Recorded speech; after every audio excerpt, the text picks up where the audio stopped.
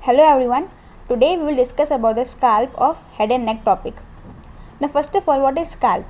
It is nothing but soft tissues which covers the cranial vault and forms the scalp. Now it is extension.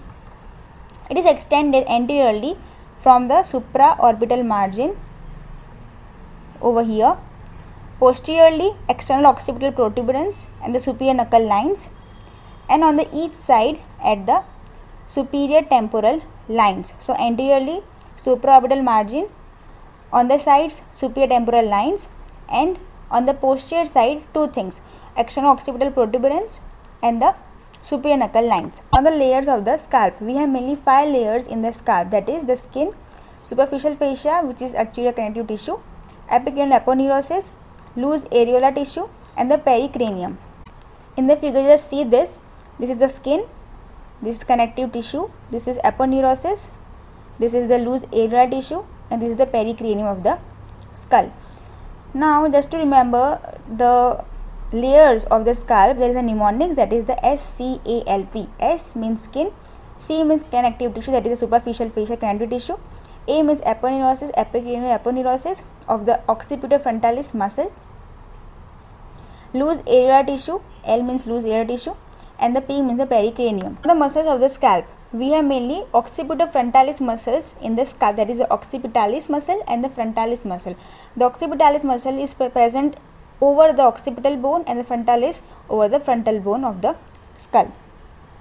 Now the occipital muscle and the frontalis muscle are used together over here as because these both muscles are inserted together in the epicranial aponeurosis of the scalp, but their origins are different.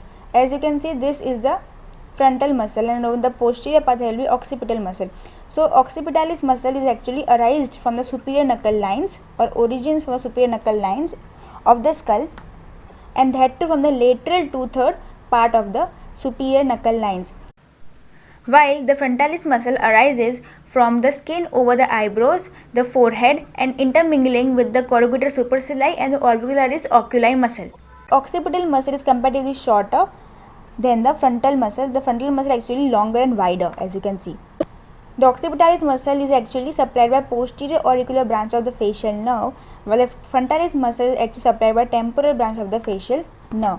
So these both are the muscles of the scalp which are normally taken together as occipitofrontalis muscle because they both are inserted at the same place, that is the epicranial aponeurosis, but originating from the different places. Okay, now we will discuss about the nerve supply of the scalp. As you can see in this figure, this yellow portion is the nerve supply of the scalp. Total nerves present on the scalps are 20 number, 10 on each side. On the left side 10 number, on the right side there will be 10 nerves. Now let's divide the nerve into two main parts. That means the nerves which are present in front of the auricle and the nerves which are present behind the auricle. That means this part, front of the auricle and behind the auricle. Now in front of the auricle there are mainly 5 nerves, and also behind the auricle we have 5 nerves. Now first of all let's talk about the nerves which are present in front of the auricle. We have mainly 5 nerves over here, which are out of which 4 are sensory and 1 is motor. Now this is the supratrochlear nerve, a branch of the frontal nerve, ophthalmic division of the trigeminal nerve, this one. Supraorbital nerve, this is the supraorbital nerve, branch of frontal nerve, ophthalmic division of trigeminal nerve. This is the zygomaticotemporal nerve, branch of zygomatic nerve, maxillary division of trigeminal nerve, and this is the auriculotemporal branch of mandibular division of the trigeminal nerve.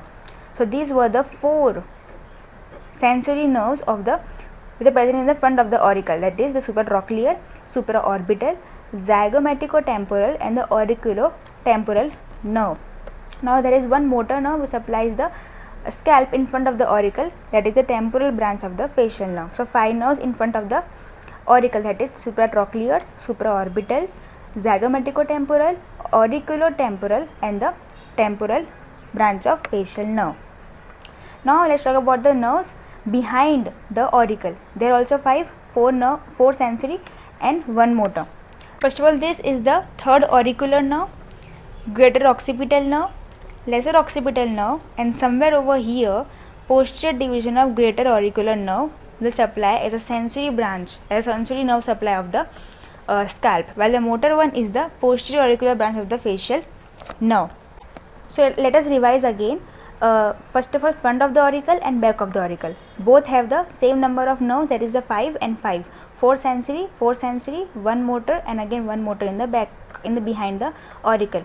In the front of the auricle we have 4 sensory, that means supratrochlear, supraorbital, zygomaticotemporal, and the auriculotemporal nerve. While there is 1 motor, that means the temporal branch of facial nerve. While behind the auricle we have 4 sensory and 4 motor, that is the posterior division of greater auricular nerve, lesser occipital nerve, greater occipital nerve, and the third occipital nerve. While the motor one is the posterior auricular branch of facial nerve. Now I would like to tell you one thing, that before this I have told you that in the frontal muscles is supplied by the temporal branch of facial nerve, and the occipital and the occipitalis muscle supplied by the posterior auricular branch of the facial nerve. So here you can correlate these two things, that in the front part, that means in front of the auricle, okay, there will be frontalis muscle. So of course the motor nerve supply over here will be, of course, the nerve which supplies the frontalis muscle, that means the temporal branch of the facial nerve. While behind the auricle there will be occipitalis muscle. So of course there will be, here the motor supply will be the nerve which supplies the occipitalis muscle, that is the posterior auricular branch of the facial nerve. So you can correlate these two things. Now the arteries supplying the scalp. Over here also we will divide the scalp into two parts, that is the scalp in front of the auricle and the scalp behind the auricle. In front of the auricle the arteries are supratrochlear artery, supraorbital artery, and the superficial temporal artery. The supratrochlear artery and the supraorbital artery, they both are the branches of the ophthalmic artery, which in turn is a branch of internal carotid artery, and the superficial temporal artery is a branch of external carotid artery. Means these first two, this one branch of internal carotid artery and this one is a branch of external carotid artery in front of the auricle. While behind the auricle we have mainly two arteries, that means the posterior auricular artery and the occipital artery, which is actually tortuous artery. Okay, and these both are actually a branch of external carotid artery. So means in short, just remember these three: superficial temporal, posterior auricular, and the occipital artery branch of external carotid artery, and the supratrochlear and the supraorbital are a branch of internal carotid artery. So thus we can say that the scalp has a very rich blood supply which is derived from both the internal and the external carotid arteries, and these two systems anastomose over the temple of the skull. Now the clinical aspects of the scalp. Now first of all, this is a picture of the sebaceous cyst. As the name says, sebaceous, that means it may be related to the sebaceous gland. Now we all know the hair follicle of our body has sebaceous gland. So over secretion of sebaceous gland will cause sebaceous cyst. Now the surgical layers of the scalp. Now first three layers, mean the skin, connective tissue, and the aponeurosis, these three layers are known as the surgical layer of the scalp.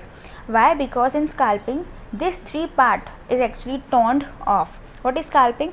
If someone actually pulls your scalp very pressurizedly, so this three portion of the scalp will actually come out or will be get torn off. Now the black eye. This is the picture of a black eye. Now this mainly happens when someone actually blows very sharply on your head.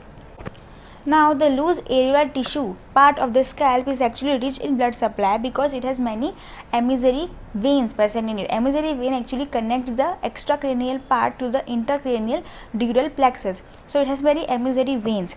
So as because you got a very high blow or punch on your head, the collection of the blood actually occurs in the layers of the loose connective tissue, which actually cause generalized swelling of the scalp. Now after the swelling, the blood from the loose areolar tissue will track towards the anterior side, okay, and it will reach towards the root of the nose and into the eyelids, as because there is no bony origin of the frontalis muscle. I told you, if you remember, I had told you before that the frontalis muscle arises from the skin over the eyebrow, forehead, and intermingling with the corrugator supercilii and the orbicularis oculi muscle.